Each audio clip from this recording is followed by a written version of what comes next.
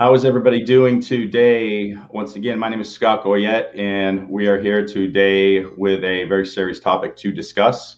Again, I'm the founder of Go Love Now. I've got two amazing friends with me that I'm going to introduce in a minute, and we have one more friend that's having some technical difficulties. Who's going to try to log in and join us. I want to start by just mentioning the simple reality that we still have some stuff going on in America and worldwide that probably doesn't make sense to a lot of us and is escalating the fear that we're already feeling. And I want to preface that with exactly what we're doing with the Go Love Now movement is we're trying to get people to recognize and embrace the vibration of love and stay in that vibration and move away from fear. But what has tended to happen in this world is because we're living in this headspace and we're in isolation, I think more and more and more of us are feeling these emotions as there's a collective rising and we don't know what to do with them. So today we're going to talk about how could this thing still happen with Ahmaud Arbery being killed by two men, which is just seems ridiculous. How are a lot of these things happening in the world? And hopefully we can get some good answers about that. So today I'm going to introduce an amazing friend of mine. Her name is Dominique Collins. Incredible woman. She'll tell you a little bit more about herself in a second. And Joseph Dessin, who we had on the show the other night, and also an amazing guy. And why don't you guys introduce yourselves and tell a little bit about who you are? Yeah, well, thank you, Scott, for having us today. Super honored to be a part of this topic with you both.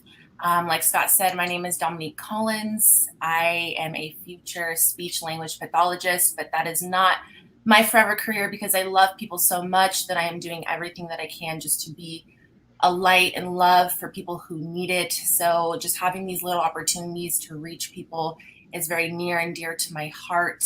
And, just spreading awareness and keeping people educated on, peace and love in the world.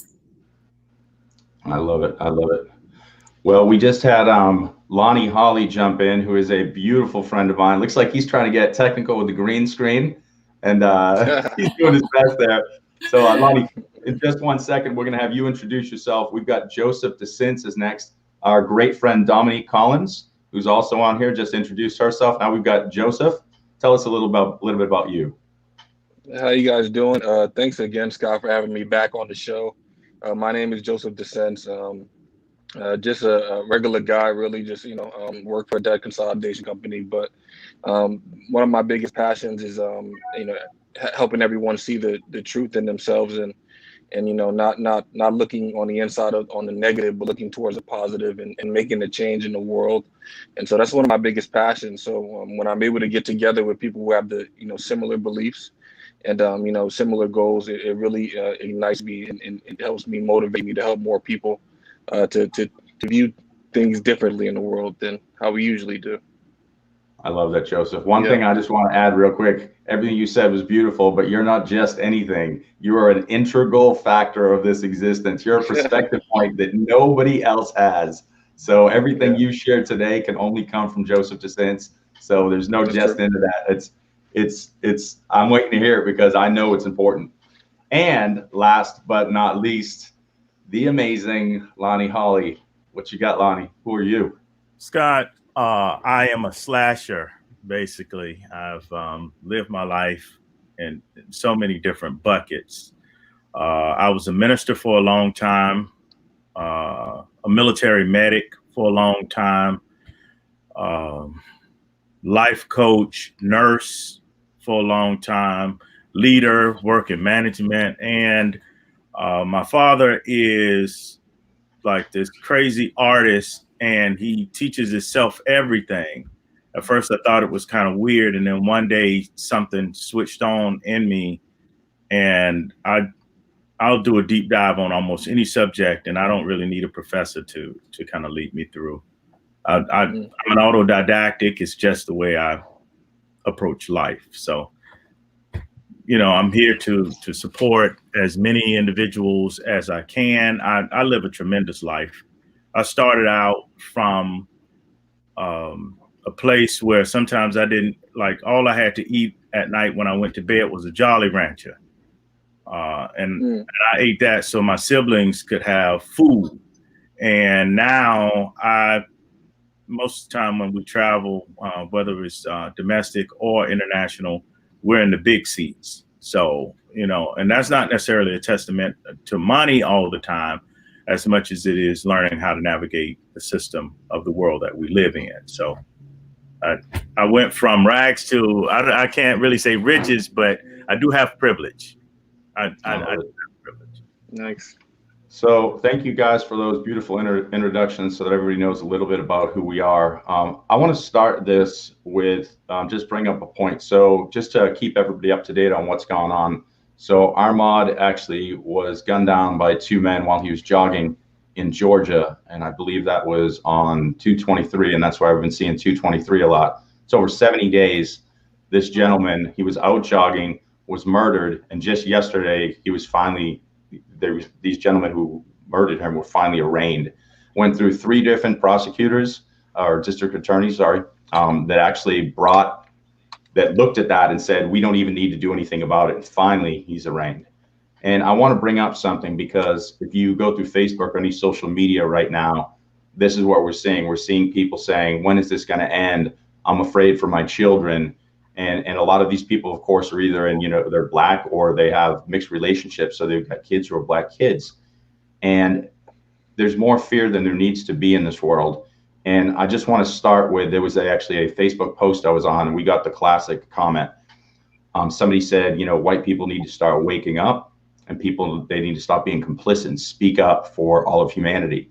And here's what we got. We got about 50% of what can I do? What can I do better? And we got about 50% of Blacks are just as racist as white people. So I would like to start with that comment and figure out, what can we do? Because we never even got to those answers in that Facebook comment. And I want to be able to start that process. What can we do? And that we is all inclusive. What can we do to make sure these things don't happen anymore in the United States of America? I guess I'll go first. Okay. Lonnie or Don want to go first. I think one of the biggest things that we can start doing is first changing our mindset, right? When you see somebody and just, you know, have a idea of who they are on this, the color of their skin, so to speak. That's not really seeing somebody in their fullness, right? Just immediately thinking because they're a specific color, Black, white, whatever, that they fit a certain profile. But the color of the skin is only what you see on the outside. What you see on what's on the inside is the true person, right? What's on the inside is really what matters. And I think that if we start to have that mindset where instead of looking at color, we're looking at soul, more to speak, and the person, things will begin to change a lot differently.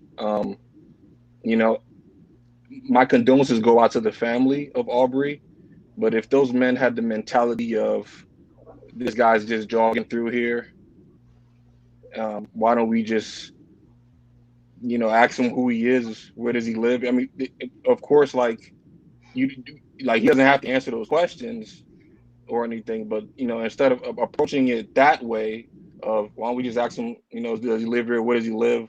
Why is he jogging through here? Like, you know, like instead of just approaching it in that he fit a certain description, you know, it would have been a different outcome. So yeah, I think the first thing is the way we view people mentally, starting from what's on the inside instead of what you see on the outside.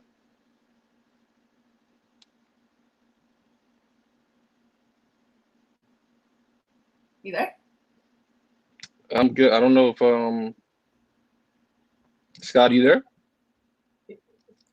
I know I saw it like go to, just when you started talking, it went mostly to you. So I'm not sure. I will say this. I'll kind of add to the conversation. And one of the things that I, especially like in all of my roles, I try to condense everything to a central point. And one central point is need sets. I created a class for myself called the Anthropology of Hate Crimes Throughout Humanity. And so, because growing up as a Black person, by the time I was in third grade, I'd had so much of what it meant to be Black thrust upon me. By the time you're in third grade, you knew about Harriet Tubman months. And like, you know how cruel other little kids can be. So by the time you're in third grade, I knew I was Black. White kids let you know you were Black. And there was this guilt and shame that I carried, and I didn't even know why I carried it, right? But when I made a decision that I wanted to have a broader perspective of what humans have gone through in different, like, slave consciousnesses and things like that. And I'll be honest with you, I went back and I looked at old world monkeys, bonobos, chimpanzees. This is not just some arbitrary study. You can find this information in books like Sapiens, and books like Guns, Germs, and Steel, and books like The Third Chimpanzee. And what you'll find out is that as far back as you go, even to the amoeba, those with flagella, single cell organisms, and those without, at some point, collectives come together to try to protect their interests, they attempt to protect their own interests. And so I'll say to the question, or to the issue that Blacks are just as racist as whites, I will agree with that when you show me photographs of Black men on horses with white people in fields picking a product. I will agree with that when you show me public lynchings of white people with Black people around with their kids taking photos and smiling. I think that the problem is bigger than just one group of people. I think the problem is bigger than just skin color. However, it is systemic. And until we address systemic issues and why people are so fearful that someone is encroaching upon whatever their extra special superiority is, as is claimed, then I can agree with that statement. Other than that, I think that we have a systemic issue that we really need to focus on and address. Yeah, Lonnie, to add to both of what you're saying, to my belief, it's so important that, we have to educate ourselves, go back from the beginning of time and be like, Black folks had a huge role in the way that the world is now, the way that, it's just mind blowing that Black kids can't even walk out to the store, or ride their bike, or just hang out with their friends outside of their house because they're living in that fear at such a young age that, they could die at any moment. And it's just sad, kids are bullied in school because that's what their parents taught them, is to not accept a certain color in life. And I just think education is really important for people to just start looking at how everyone is important, and everyone, no matter of your skin color, has made an impact in this world.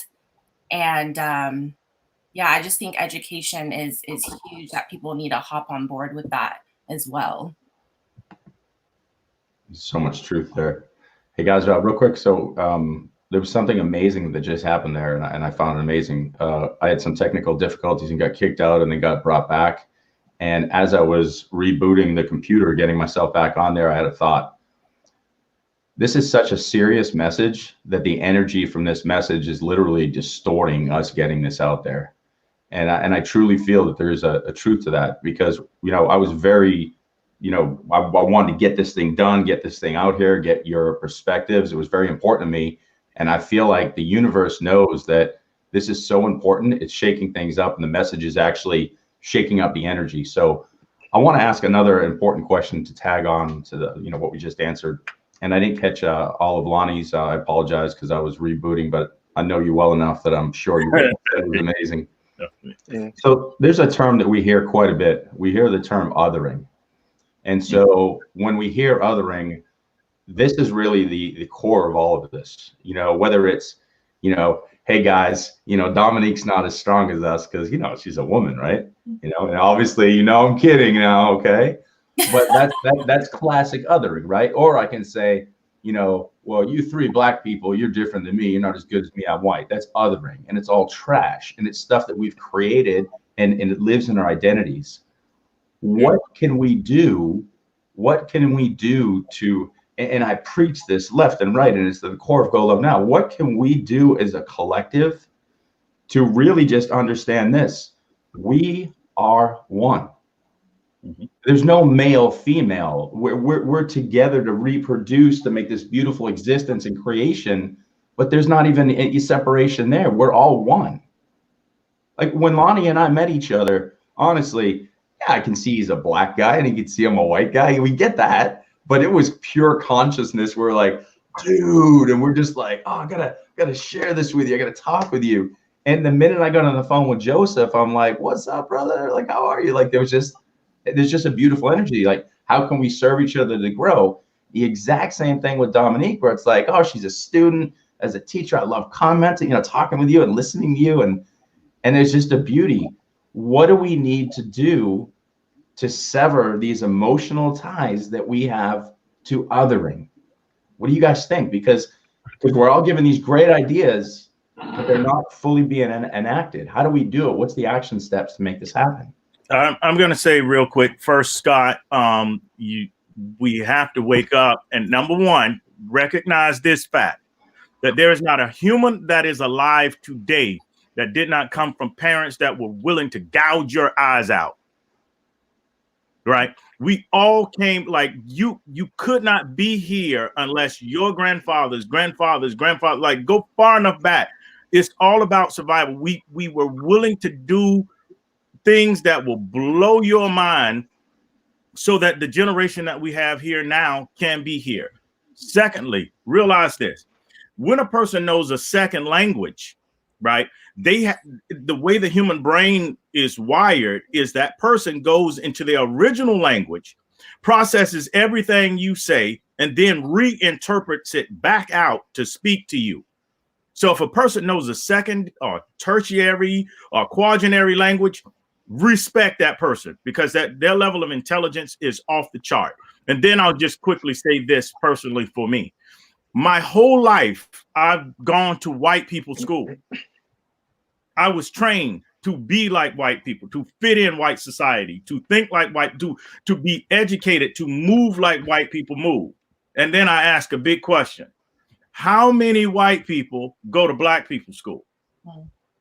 My son and I can stand right in front of you, Scott, and create a brand new language that neither one of us have ever spoken and that you've never heard of. And we will grab the content, know exactly what the other, my son will walk out the door and go do exactly what I want him to do and come back. And all we're talking is gibberish. And it will blow your mind. Now, they call this ebonics. They call this slang. They call this all kinds of stuff. But it's a whole different on-the-spot language that is often disrespected. So until we can come to the point othering, but we all code switch. If right now I'm talking to you, but if I talk to somebody from the place that I was born and raised, my whole accent will change. And people like in seconds, Lonnie, what happened? It doesn't happen until it happens. But there's a different processing that we must respect in every person, because in every one of us, there's the highest level of grace. And in every one of us, there's a level of animal, a beast that will come out that the other person really don't want to face in any crisis moment.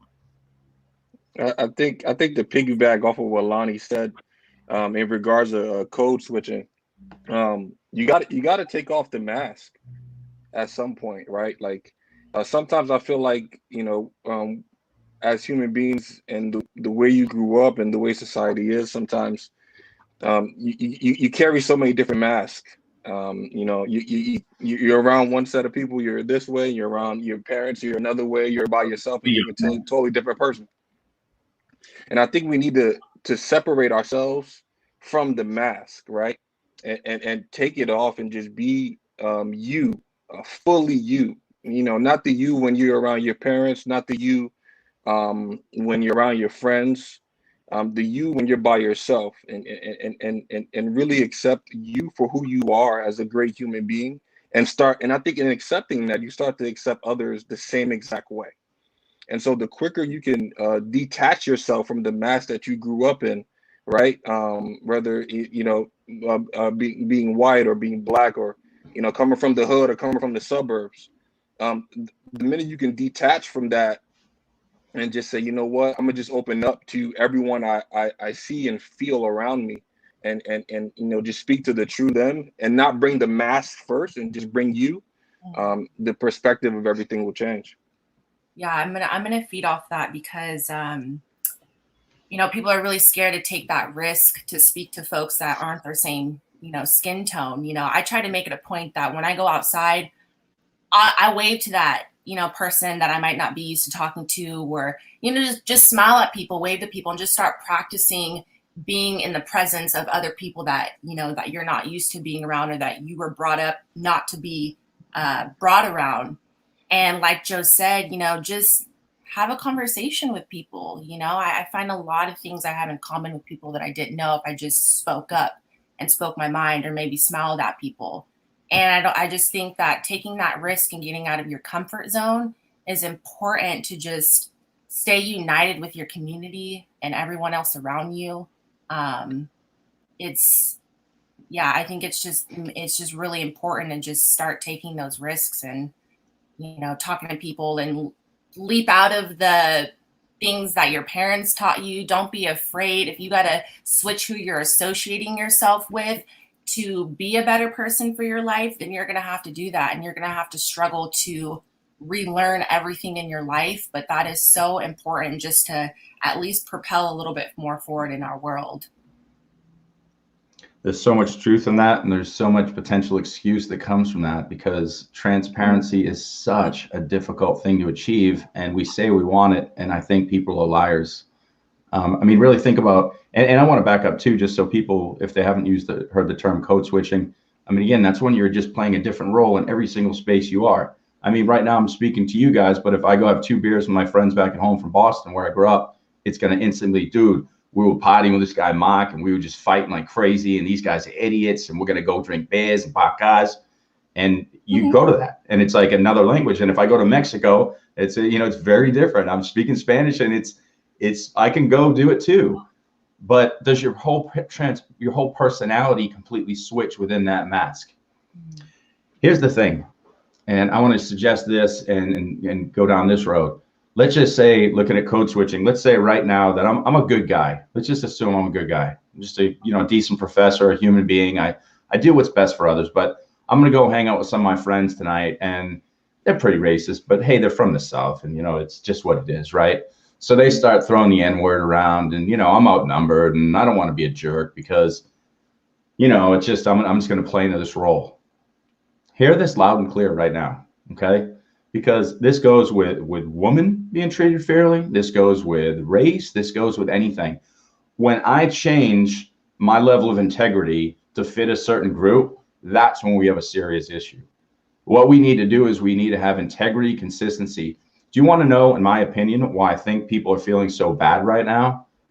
We're being pulled by politics and these strange, points of view and conspiracies and all these things. And we're also trying to align that to what we believe our core to be, our religious background, what we were taught. And we're seeing lots of inconsistencies. And people are not happy with that. Well, here's how you fix that. You create an integrity that is hugely consistent and filled with truth and love. We have conversations like this and say, whoa, I was wrong. You know what wrong means? I learned something new and I grew today. Hear that one more time. Wrong means I heard something new. I made the adjustment and I grew today. I'm not sure what the negative is in that, but we've put negative in that for a long time, and that's not going to continue. Right. So my question to you, what do we do about people shifting these masks and allowing an integrity shift as well? I'm going to that dinner party. What do we do with that? Like, what's your suggestion? Like, how do we fix that? Scott, I use something, not, and I don't try to use it for significance, but I do try to use it for credibility. The reason why I say that I still am, right? I was, and I'm not exactly in the role, but I can't take it out of me. I was and am a military medic. That's really, there's like, the job can change, but what's in me cannot. Every movie that you've ever watched, any kind of war movie, any of that, the people, they don't scream out like cook. They don't scream out like I don't know, sanitation guy. When they're in their worst possible moment, they yell out medic. You know why that's so important, Scott? Because that is the most recent place of disaster. And there's nothing in my being that can stop me from going to that place. Now, here's the deal. When they yell out medic, it doesn't matter what language. It doesn't matter what culture. It doesn't matter who is at war. Every side yells out for that same entity to come to them. And I never once wondered in my head, will I go to that spot of that chaos if that guy is white, if that guy is black, if that guy is Iraqi, if that guy is African, no matter what, when you call me, I'm coming, Scott, and I'm bringing the full force of everything that is official with me. Until we get to the point where we see each other as humans. I'm a nurse. Now, let's skip. Well, Lonnie, you know what? That medic thing, forget that. Well, I'm a nurse. And the way I nurse is, it does not matter what is on the bed in front of me. You think I nurse different if it's a little white child in front of me versus a little black child in front of me versus a little Asian child in front of me? So suddenly I'll walk slower to get the IV if it's this guy versus I am what I am down to my core. And until we see each other as humans with need sets that need to be, we have to strip past all of this. None of that. I've worked in nursing homes. I've worked in ICUs. I've worked in all of the, whatever environment it is, Scott.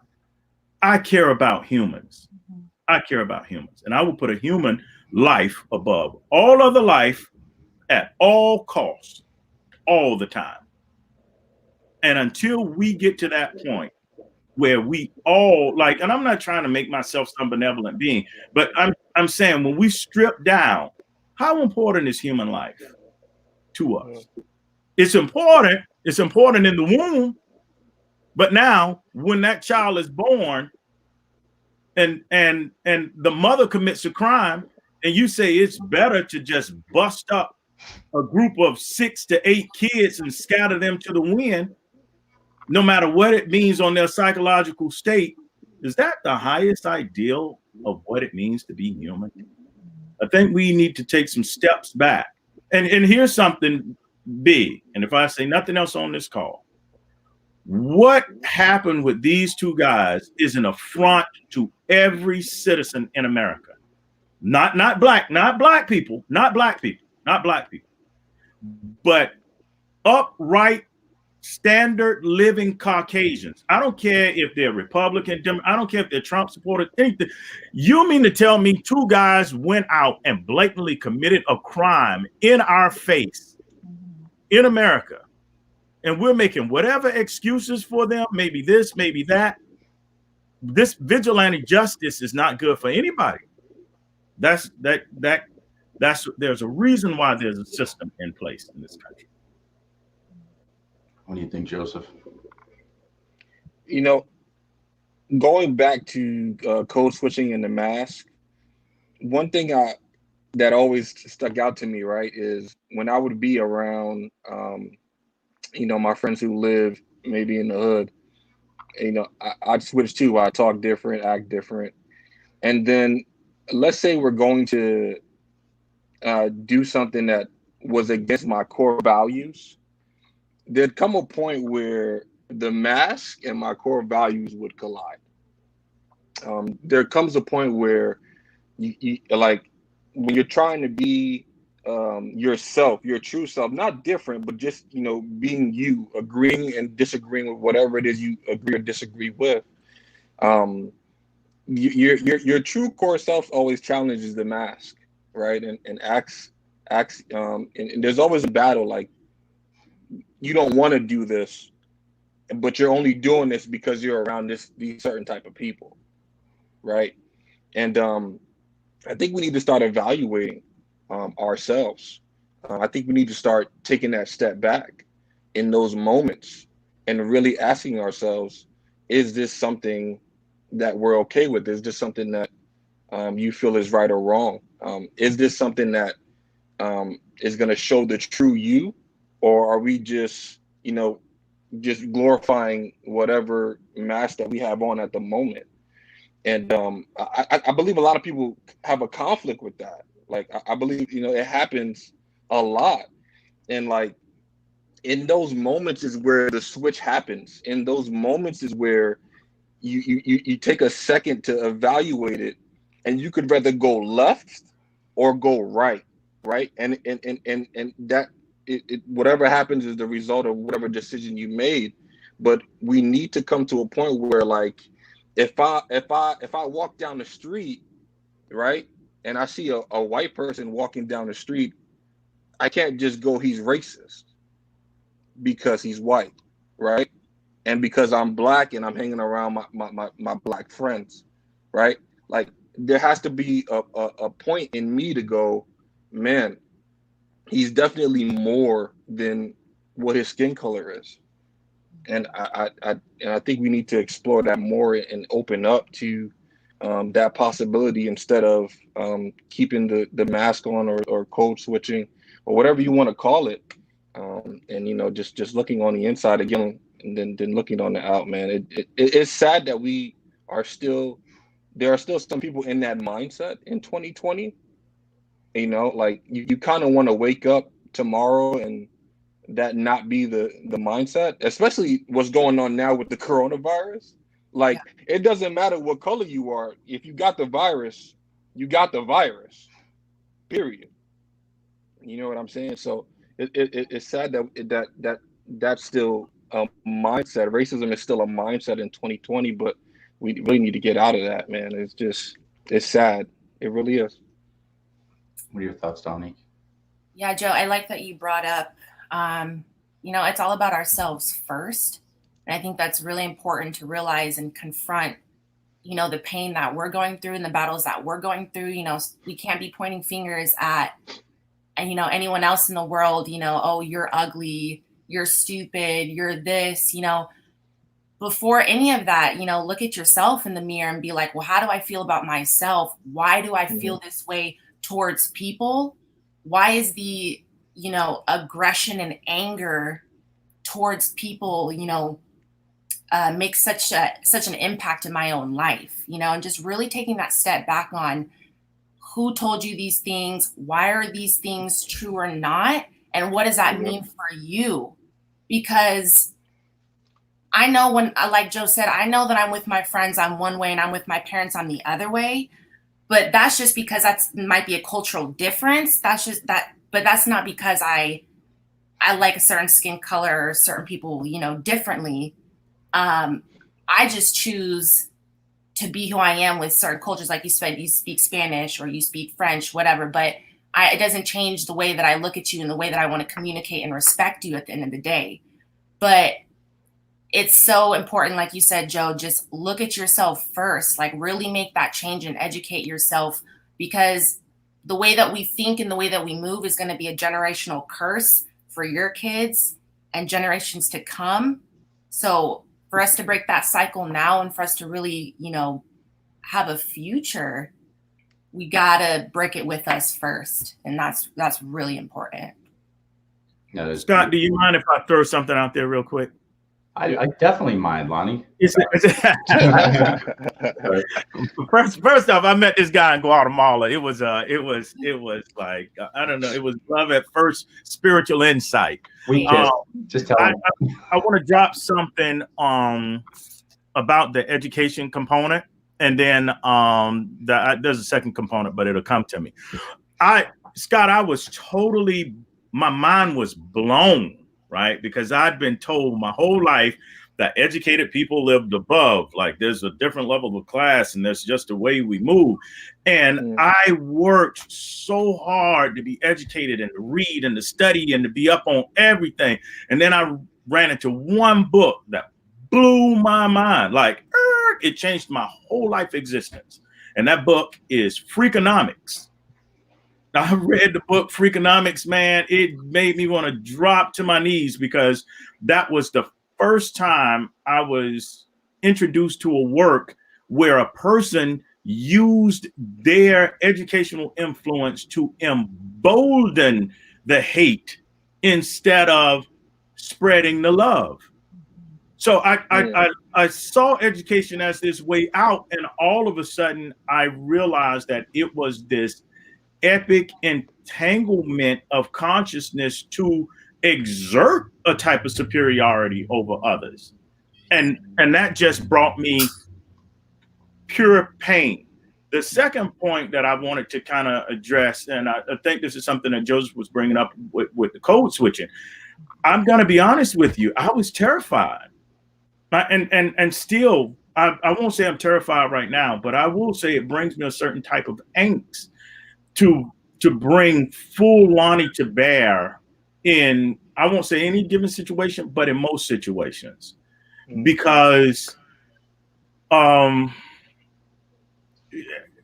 there is this, what we are seeing right now and what we're witnessing is kind of this terroristic approach. What this is designed to do is to bring people to a place of constant fear all of the time. So I didn't always let Lonnie out of the box when I was around certain groups because I was afraid, so I dumbed it down because, not everybody likes a smart Negro. They kind of like their Negro a little more docile. Right. Than to tell them that I read 500-page books for fun. It's kind of how I am. I like the book Sapiens, like the book Guns, Germs, and Steel, like the book The Third Chimpanzee. Each one of those books are about 500 pages each.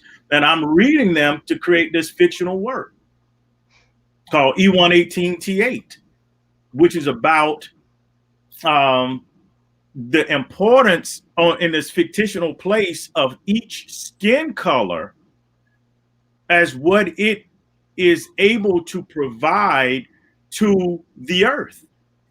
I mean, if it gets too hot through global warming and you really need somebody to go outside, and we didn't have suits like they did far enough back, you would really want their skin to be dark like ours because they can go and accomplish it and it means nothing. And yet at the same time, if you go into a really, really cold space, I know certain Caucasians who can walk out at almost 32 degrees in bare feet. Me. We all have something that we can contribute, and we have to look at our strengths and understand that diversity makes us stronger. Yes. It doesn't weaken us. Yeah. Go ahead, though. Okay, I just wanted to feed off what Lonnie said about basically white people shattering, Black people's greatness. Like the moment we show greatness that I'm able to do something and overcome something, they just shatter that. And that's fear. They don't want anyone to be better than them.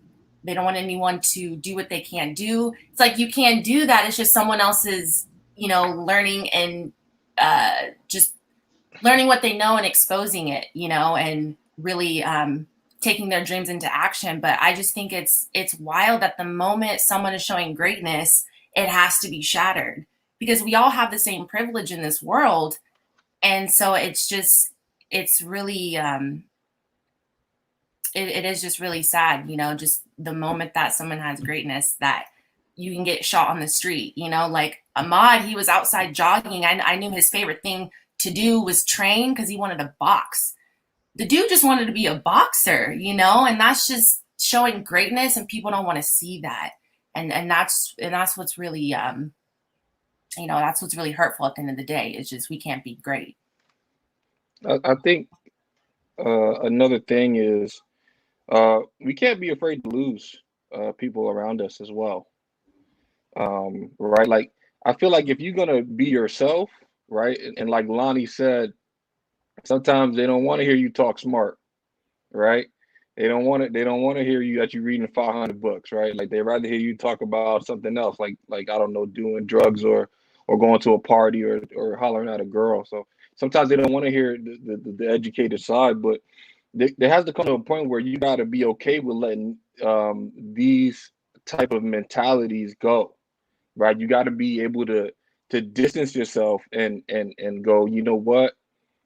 The people I'm hanging around with right now, don't get me wrong, they're not bad people, but it's just certain things we don't connect on. And I want to grow and be myself fully, you know what I'm saying, in all aspects of life. And so, like I said, I'm not telling you to go stop talking to them and cut them out of your life completely and block them on every social media or whatever. But like, you got to be able to know, like, in this path we call life, you're gonna experience growth. I believe life forces you to grow outside of your comfort zone every single time you wake up, right? And so you got to be okay with letting it go and accepting that people are going to think whatever they're going to think about you. But you need to be okay with being your true self. And if that's opening up and going, you know what, he's white, but I'm not just going to judge him by his skin. I'm actually going to sit down and talk to him and figure out who he really is, instead of all my friends thinking in one single direction.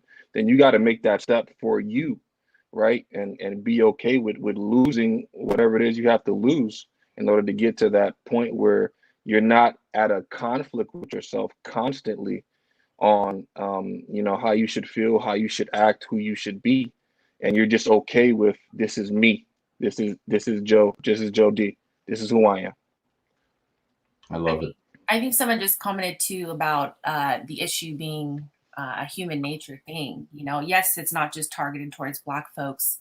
It is a human nature thing. I just think that we're Black folks are just highlighted a little bit more for those reasons.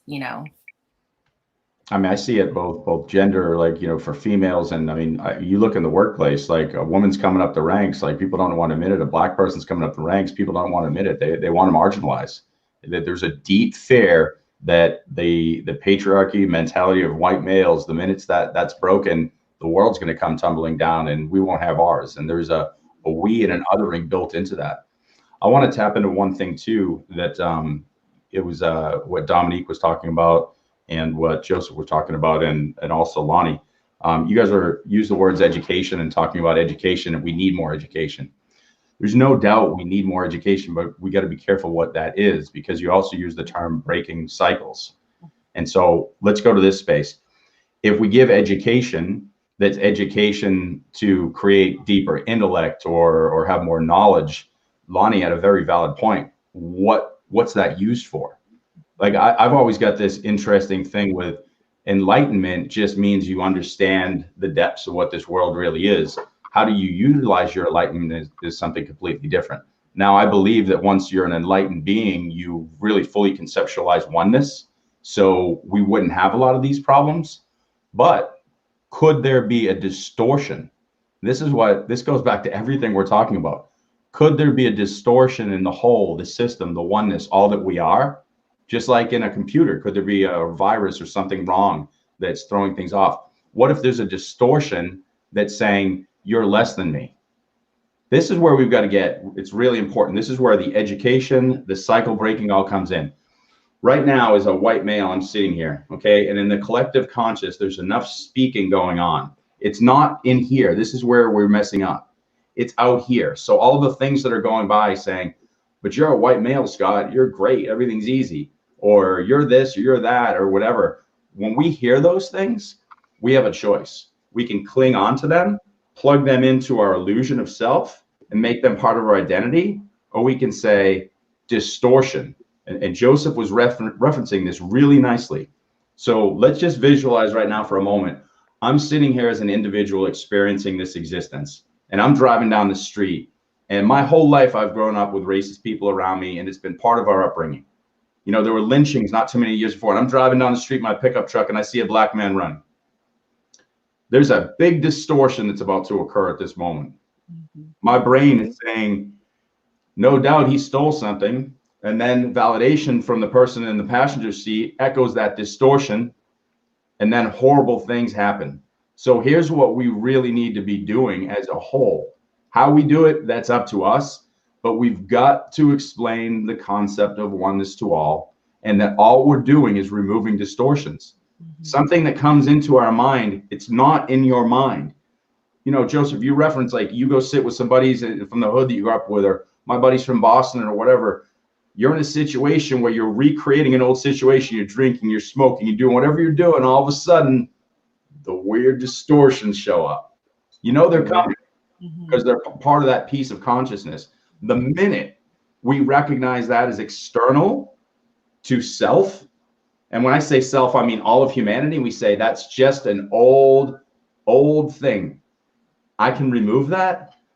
We self-heal. And when I say self-heal, listen to that. Not self-heal, self-heal. That's what we're starting to do. So when you brought up evolution and you were saying, Dominique, about breaking the cycle, we're always thinking it's a bad thing, me included. We're like, we got to break the cycle. We got to break the cycle. This is the evolution. We're just live in it. So what we're doing is we're waking up to the fact that there was a cycle to begin with. And so we're the creator who's going to remove the distortion, and we're going to end all of this together. White, black, it does not matter. It just doesn't matter. We all have the power to do it. And we've got some comments up here too. I'm going to let you guys, let's see what we got. Scott, I'm gonna jump in while you read through the comments. And I'm going to say, like I said, I was a minister for over 20 years, and I got in when I was 13, right? And I studied, there were times when I would study with 10 books at a time.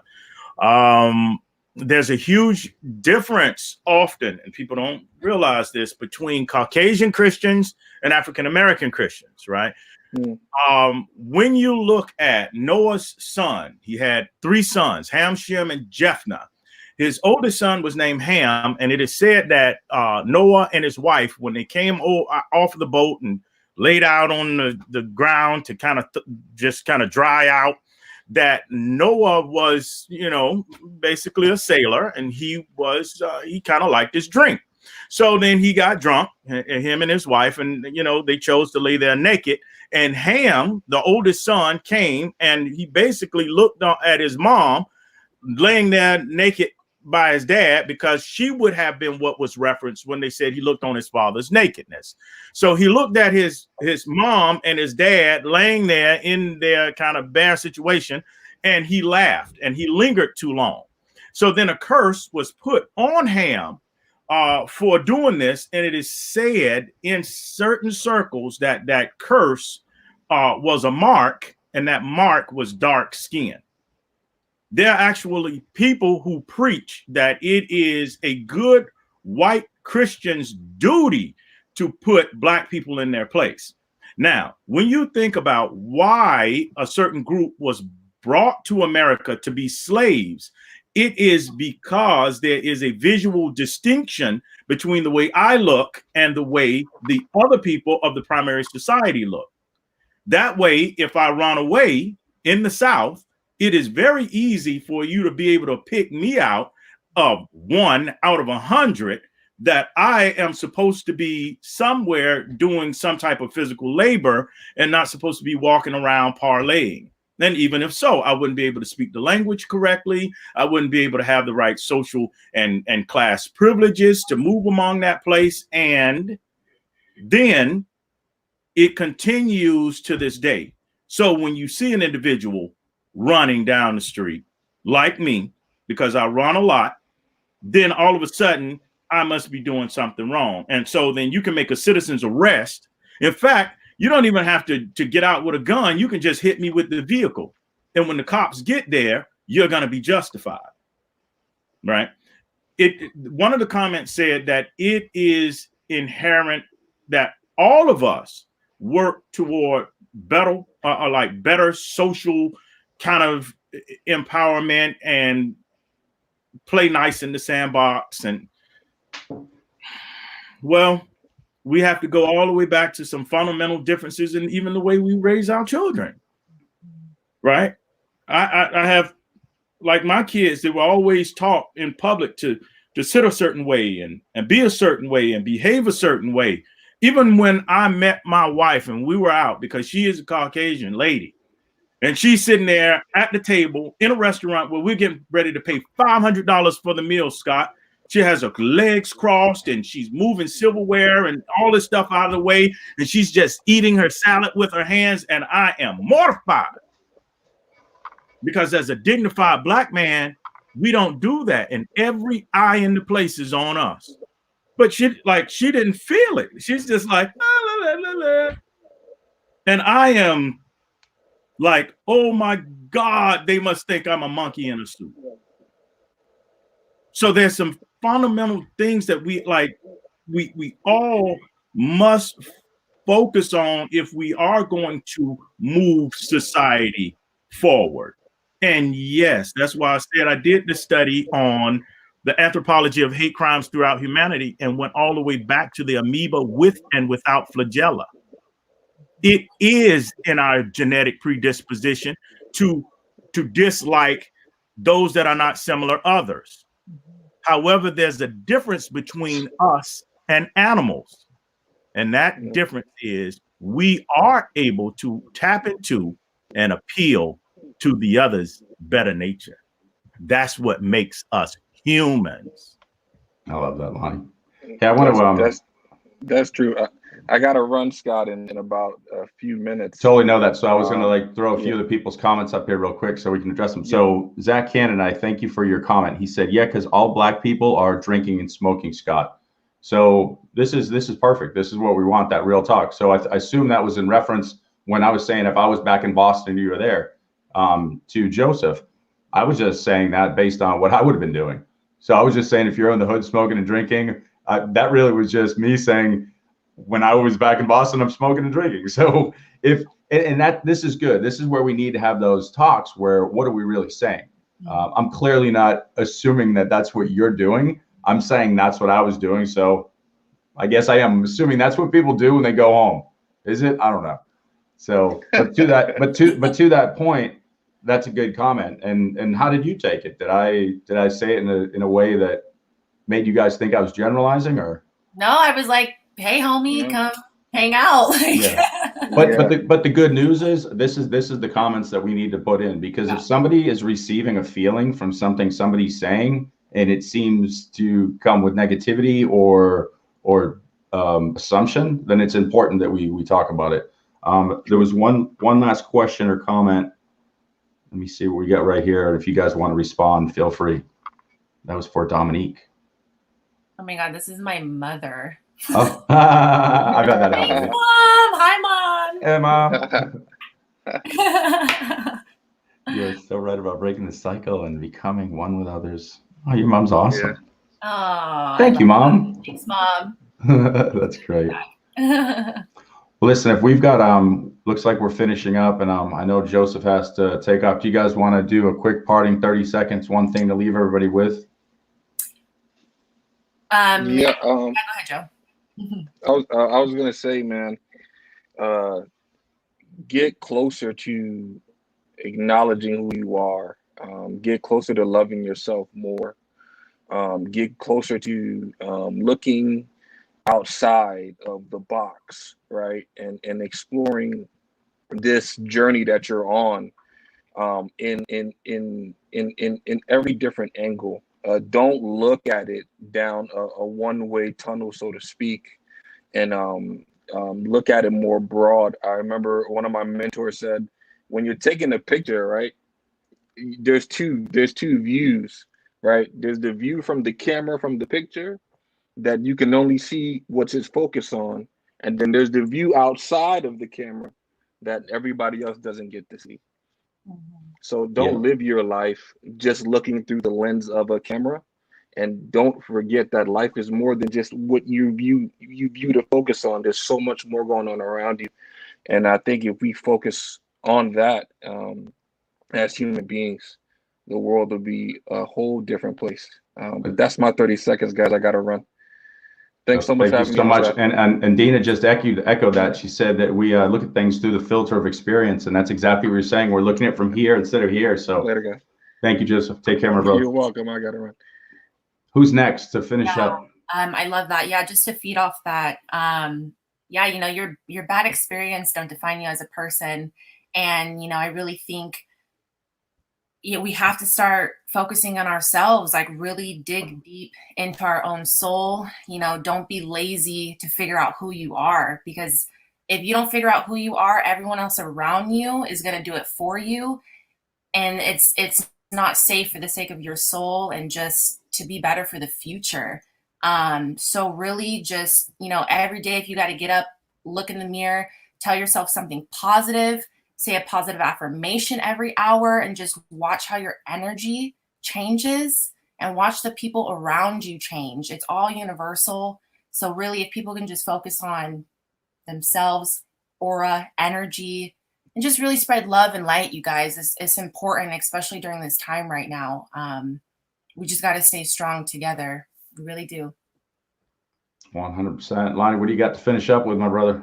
Get out more. Okay, I'll do that. Travel is a bike ride. Travel is a huge part of education, my friend. Go to Guatemala and see how they're doing it. Go to Costa Rica and see how they're doing it. Go to Japan, see how they're doing it. Go to Germany, see how they're doing it. Go to the UK, see how they're doing it. Go to Alaska, see how they're doing it. Maybe have some friends from South Carolina, from North Carolina, from New York. Go to Boston. Like, get out, people. Like, this is one of the reasons I'm from Jacksonville, Florida, Scott, and I live in Washington State and Bethel, Alaska, baby. Now, Dominique's from Seattle. I'm from Seattle. I'm a cold weather guy, dude. I mean, a warm weather guy. I'm from Florida. I was born in the heat. I'm part fish. The humidity is so thick, and yet I'm up here in Bethel, Alaska, where it will drop down to you to -65. And I do well in both climes. I'm good with it because I'm constantly trying to learn more. I'm constantly exposing myself to as many different diversified options as possible, because I think diversity makes us stronger, not weaker. There's no question, 100%. I'm going to finish off with one really simple thing. Start every day with gratitude. Love everybody around you as much as you love yourself, and hear that loud and clear. You can't love everybody else around you, and you cannot serve others until you love yourself. So start with gratitude, have the awareness that you're worth it. My comment right when we started to Joseph, you're not just anything. You're not just an employee of this company or whatever. You are a unique perspective to this existence built by Creator, which is self. So you're the only perspective from that point. So if you want to say that that's not important, I'm going to tell you you're wrong.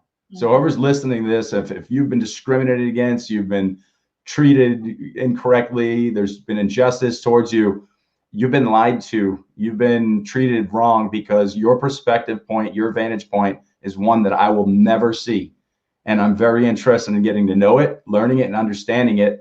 To Lonnie's point, the more perspective we see, what does that do for us? Gives us a better understanding of what? If self isn't here and it's here, it gives me a better understanding of self. And what do we hear in religion and everywhere else? Know thyself. Myself. Love you guys. Go love now. Hopefully people got something out of this today. You guys rock. There's nothing better than being with beautiful people and having great conversation. Yeah, today was amazing. We love you guys. Stay strong out there. Bye-bye. Bye-bye, everyone.